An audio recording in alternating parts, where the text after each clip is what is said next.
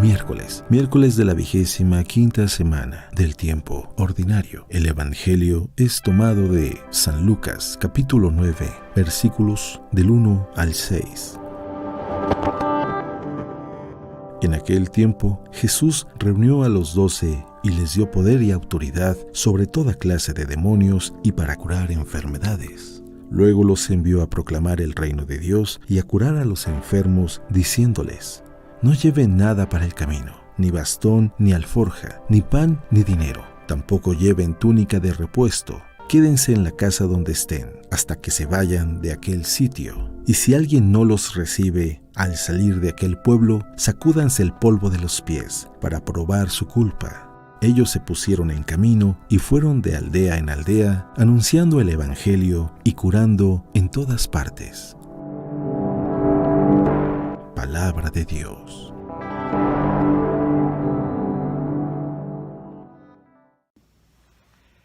Muy buenos días. Yo creo que a todos nos gusta oír historias de milagros, las historias de los santos, cómo ellos y cómo algunos especialmente han sido, pudiéramos decir, privilegiados por Dios para hacer grandes obras, grandes dramaturgos, santos que tenían un poder increíble para sanar a las personas, incluso hasta para expulsar demonios. Y más de una vez hemos escuchado historias de santos que han entrado tanto en la oración que incluso sus cuerpos se han transformado, ya sea en fuego, abrazados en un fuego, o incluso en levitaciones que los que están a su alrededor lo ven, lo atestiguan. E incluso ellos mismos se encienden con un ardor por la oración. Hoy en el Evangelio, Jesús llama a sus discípulos y los envía, les da autoridad sobre espíritus inmundos y también los manda para que sanen a los enfermos. Y dice que los discípulos fueron predicando el Evangelio, expulsando demonios y sanando. Si nosotros leemos el Evangelio, puede ser que más de uno diga: pues bueno, Jesús mandó a sus discípulos que después son apóstoles, pero yo no soy apóstol. Y eso es cierto. Pero en cierta medida todos nosotros somos discípulos de Jesús. E incluso la iglesia nos lo dice una y otra vez a través de sus documentos. Incluso en la conferencia de los obispos en Aparecida nos dicen esto: todos nosotros somos discípulos y somos misioneros.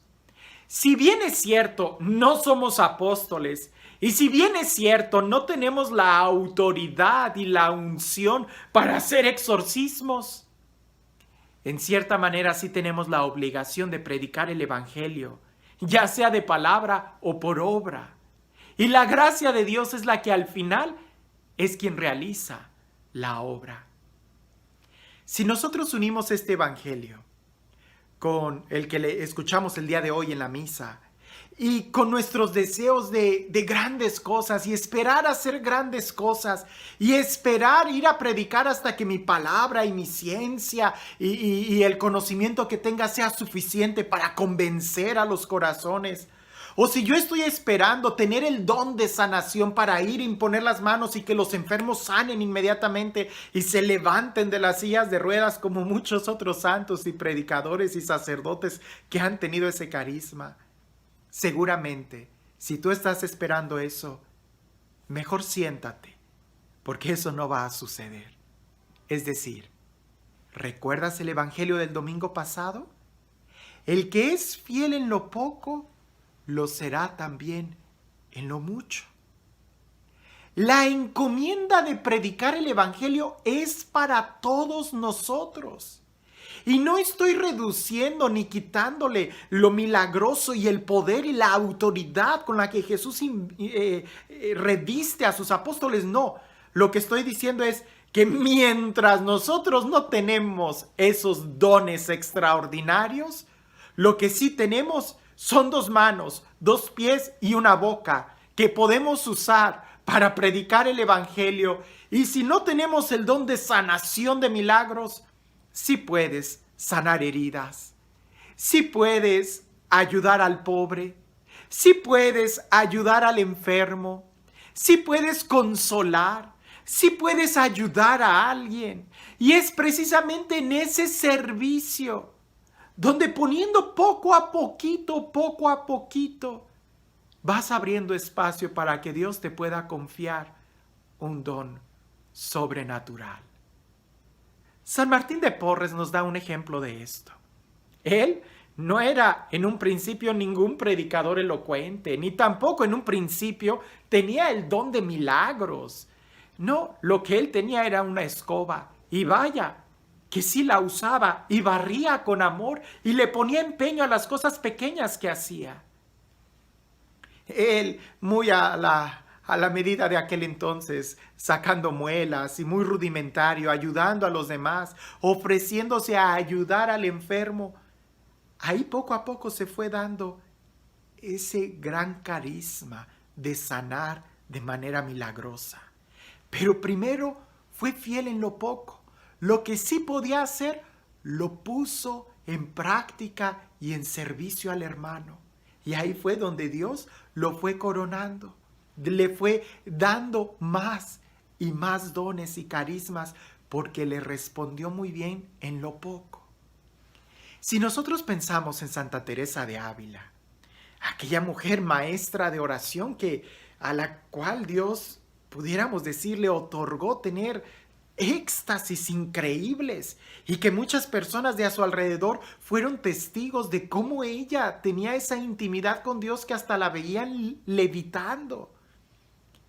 Indudablemente, si tú lees el diario de Teresa, Santa Teresa de Ávila, y si lees incluso la enseñanza que ella les da a sus monjas para que oren, ¿verdad? El castillo interior o las moradas, te vas a dar cuenta que ella empieza diciendo que tenemos que iniciar el camino de oración con voluntad, con deseos, con empeño.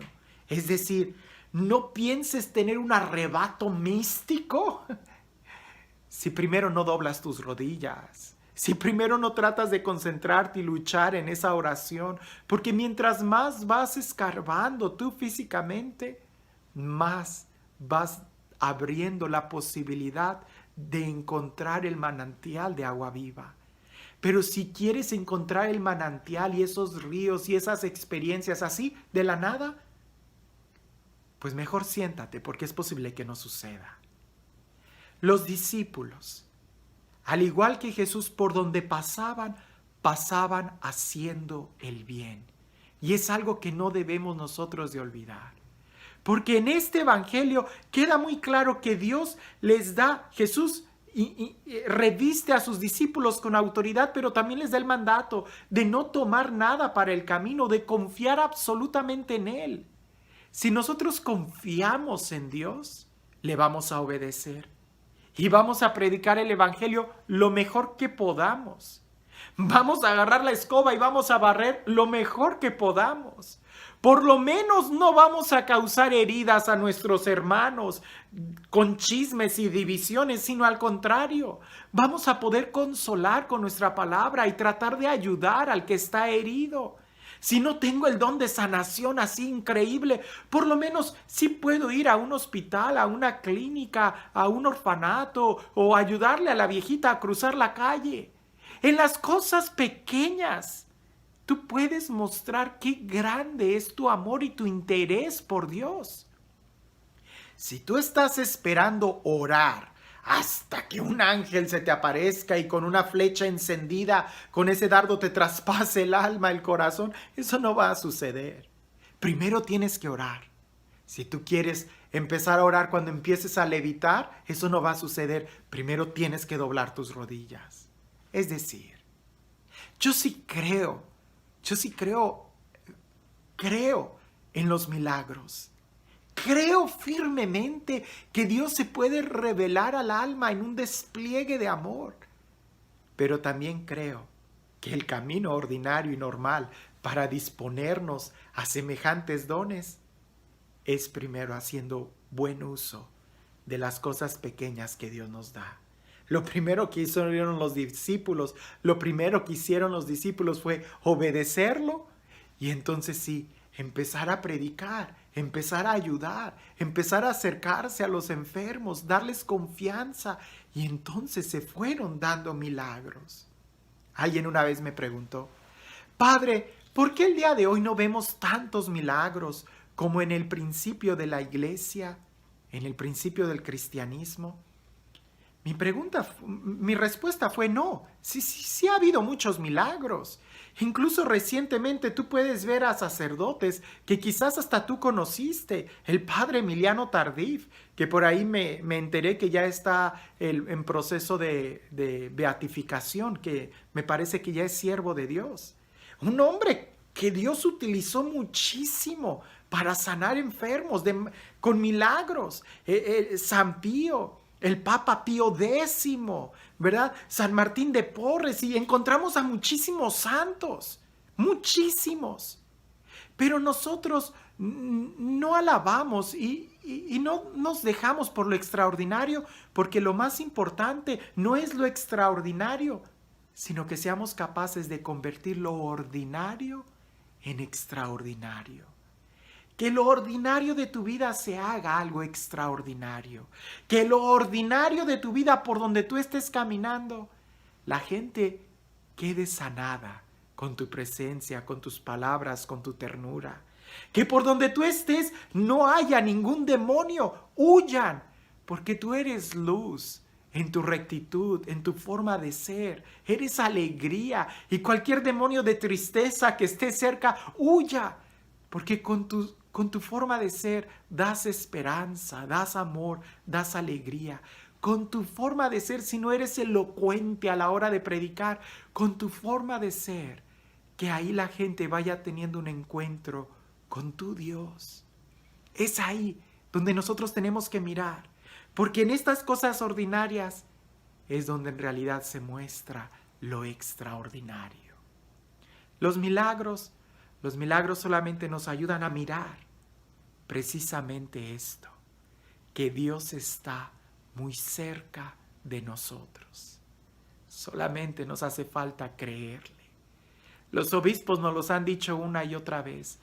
Todos nosotros somos discípulos y al mismo tiempo misioneros. Seámoslo, creamos en Dios, escuchémoslo y empezamos a misionar dando la buena noticia, el Evangelio, empezando con los que están cerca. Antes de querer cambiarte de continente, primero asegúrate de predicarles a los que tienes cerca. Y este Dios, el Dios del amor, el Dios de la vida, el Dios de la verdad, el Dios de la dulzura, de la esperanza, el Dios de la salud, el Dios de la libertad, el Dios que nos acompaña y que sigue haciendo milagros entre nosotros, pero que indudablemente el gran milagro es que nosotros podamos verlo a Él en las cosas más ordinarias y más sencillas. Que sea este Dios quien el día de hoy, a través de un amanecer, de un atardecer, de una brisa suave, te muestre su amor, su rostro, su luz, y te bendiga en el nombre del Padre, del Hijo y del Espíritu Santo. No cabe duda que nosotros, si queremos disponernos a cosas grandes, primero tenemos que empezar con algo pequeño. Porque cualquier maratón que tú quieras terminar, empieza con un paso. Cualquier gran obra que tú quieras construir, siempre empieza con un primer ladrillo. Si tú quieres grandes cosas en tu vida, ¿qué esperas para dar el primer paso? ¿Qué esperas para iniciar? Porque cualquier gran carrera siempre inicia con el primer paso. Y un paso va a guiar al siguiente paso. Que tengas un excelente día.